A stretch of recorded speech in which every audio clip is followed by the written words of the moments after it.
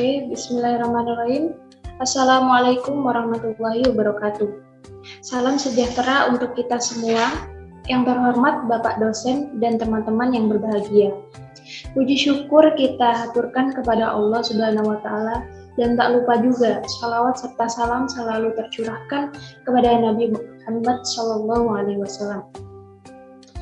Kami dari kelompok 3 yang terdiri dari saya, Utari Nayatul Zahrah, saya Taduni Syarafina, dan saya Aulia Putri Zulfika. Pada hari ini, kami akan mempresentasikan hasil kerja kami yang berjudul Iman, Islam, dan Ihsan, 3 pilar pembentuk karakter unggul. Untuk materi yang pertama akan dibacakan oleh saya sendiri, Utari Nayatul Zahrah. Pengertian urgensi dan dialektika iman, Islam, dan ihsan. Pengertian urgensi. Urgensi adalah suatu hal yang menjadi sangat penting dan membutuhkan perhatian segera. Yang kedua, pengertian Islam. Kata Islam menurut bahasa berasal dari kata aslama yang berarti patuh, tunduk, dan berserah diri. Secara istilah, Islam adalah nama agama wahyu yang diturunkan Allah kepada Rasul-Rasulnya yang berisi wahyu Allah untuk disampaikan kepada manusia. Agama Islam yang diturunkan Allah kepada semua nabi mengajarkan akidah yang sama, yaitu tauhid atau mengesahkan Allah. Yang ketiga, pengertian iman. Kata iman dalam bahasa Arab merupakan bentuk masdar dari fi'il madi yang berarti percaya atau yakin. Secara istilah, iman adalah mengucapkan dengan lisan, membenarkan dengan hati, dan melaksanakan dengan segala anggota badan atau amal ruhnya. Yang keempat, pengertian ihsan. Secara etimologis, kata ihsan berasal dari asana, yusinu ihsanan, yang berarti berbuat baik. Secara terminologis, ihsan berarti apabila seseorang beribadah kepada Allah, seolah-olah ia melihatnya. Jika ia tidak mampu melihatnya, maka ia harus yakin bahwa Allah melihat perbuatannya. Lanjut. Materi yang kedua, terbentuknya iman dan upaya meningkatkannya. Iman terbentuk dalam diri manusia diawali dari fitrah tauhid atau menyembah Allah yang Allah tanamkan dalam diri manusia sejak ia masih dalam rahim ibunya. Selanjutnya, ada 3 upaya pembentuk iman dan meningkatkannya. Yang pertama, fitrah ilahi. Yang kedua, hidayah. Yang ketiga, ikhtiar insani. Selanjutnya, fitrah ilahi. Dalam iman, pembenaran terutama terkait dengan masalah hati. Hati sangat berperan dalam mewujudkan iman dalam diri seseorang. Meskipun begitu, Allah sesungguhnya telah memberikan potensi pada setiap manusia untuk bertuhan dan mengabdi hanya kepada Allah yang disebut fitrah tauhid. Maksud fitrah Allah di sini adalah ciptaan Allah. Manusia diciptakan Allah mempunyai naluri beragama yaitu agama tauhid. Fitrah ini selamanya ada pada diri setiap manusia dan tidak mengalami perubahan. Kalau ada manusia tidak beragama tauhid, maka hal itu tidaklah wajar.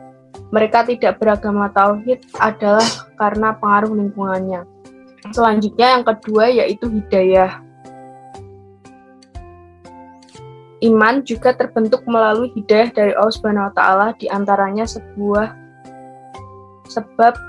terbentuknya iman. Hidayah adalah sebab utama karena seseorang tidak dapat membuat orang lain beriman tanpa hidayah dari Allah Subhanahu wa taala. Hidayah merupakan kehendak atau masyiah Allah semata. Allah Subhanahu wa taala mengingatkan hal ini ketika Rasul Allah bersedih atas meninggalnya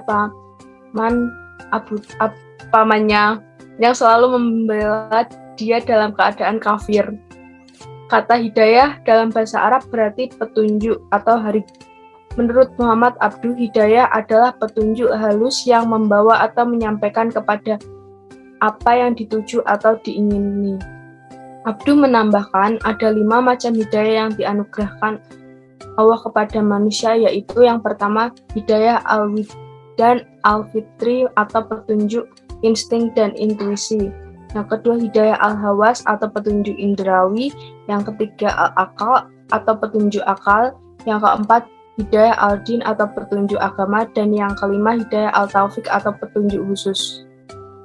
Pada binatang, Allah hanya memberi hidayah pertama dan kedua, sedangkan hidayah yang lain diberikan kepada manusia. Hidayah agama bersifat umum. Allah menurunkan agamanya kepada manusia agar dianut oleh mereka berdasarkan ikhtiar mereka sendiri, dan manusia diberi kebebasan dalam memilih agama Islam sebagai agamanya. Terkait dengan terbentuknya iman, dari kelima hidayah yang sudah disebutkan di atas, hidayah taufik adalah yang terpenting. Dengan hidayah ini Allah langsung memberikan petunjuk kepada hambanya sehingga dia selalu berjalan di atas jalan yang lurus. Dengan petunjuk ini dimungkinkan orang yang lahir dalam keluarga non-muslim menjadi beriman kepada Allah. Hidayah ini yang selalu diminta oleh setiap muslim dalam sholatnya dengan mengucapkan ihdina al-syirat al-mustaqim. Selanjutnya yang ketiga yaitu ikhtiar insani.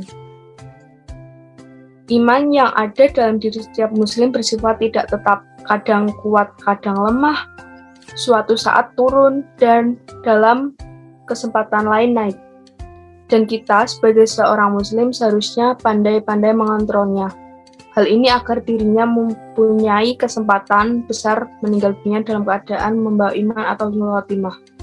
Berikut ini sejumlah cara yang bisa dilakukan untuk meningkatkan iman. Yang pertama, penciptaan lingkungan sosial yang kondusif. Yang kedua, zikir, tafakur, dan tadabbur.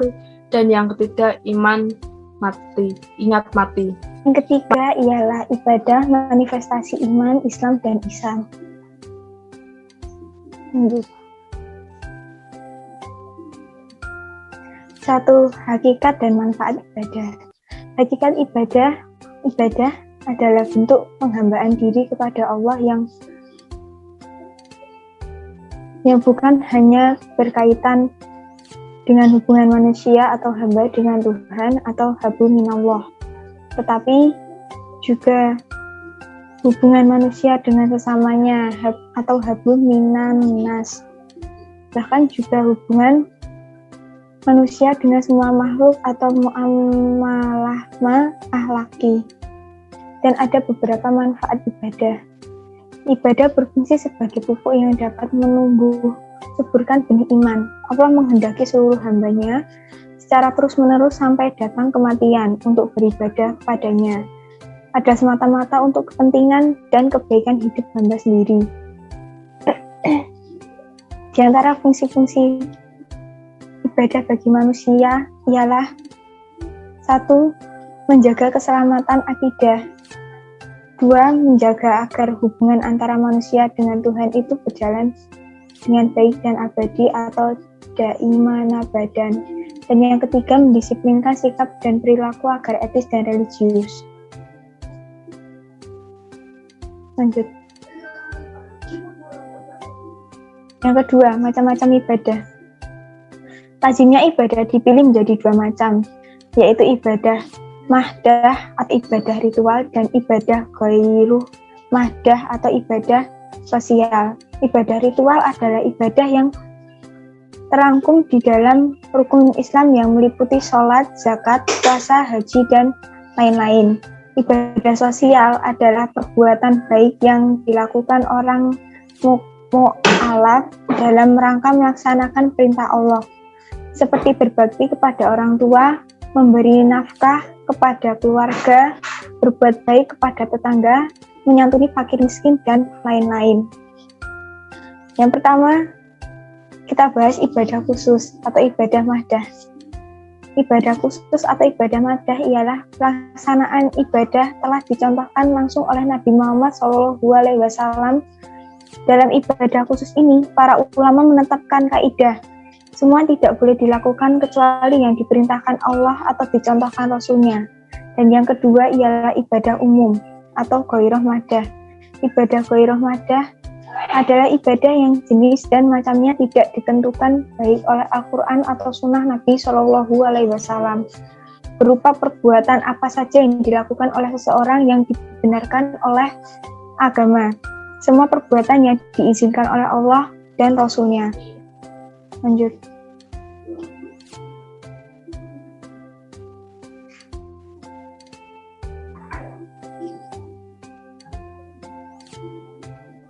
Adapun beberapa syarat diterimanya ibadah.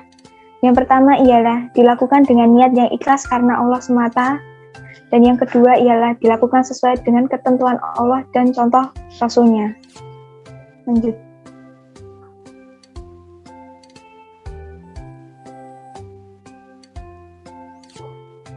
Materi keempat ialah sholat, ibadah utama dan istimewa. Di antara keistimewaan dan kelebihan sholat ialah yang pertama, sholat adalah ibadah badaniyah yang pertama kali diwajibkan oleh Allah, mendahului semua ibadah badaniyah yang lain. Yang kedua, perintah sholat 5 waktu diwahyukan di luar planet bumi, yaitu di hadirat Allah yang Maha Tinggi, langsung tanpa melalui perantara malaikat Jibril. Pada saat Nabi Muhammad SAW melakukan Isra Mi'raj memenuhi panggilan Allah Subhanahu wa Ta'ala. Yang ketiga, sholat adalah tiang agama, sebagaimana sabda Nabi Muhammad SAW, barang siapa mendirikan sholat, maka sesungguhnya ia telah mendirikan agama, dan barang siapa yang merusaknya, sesungguhnya ia telah merusakkan agama. Hadis riwayat Baihaqi dari Umar radhiyallahu anhu. Dan yang keempat, dengan sholat seseorang dapat terhindar dari perbuatan jahat atau fahsya dan munkar. Dan yang terakhir, sholat adalah ibadah yang paling keras perintahnya. Demikian yang dapat kami sampaikan dari kelompok 3. Apabila ada salah dan kekurangan, mohon dimaafkan. Wabillahi taufiq wal hidayah. Wassalamualaikum warahmatullahi wabarakatuh. Terima kasih.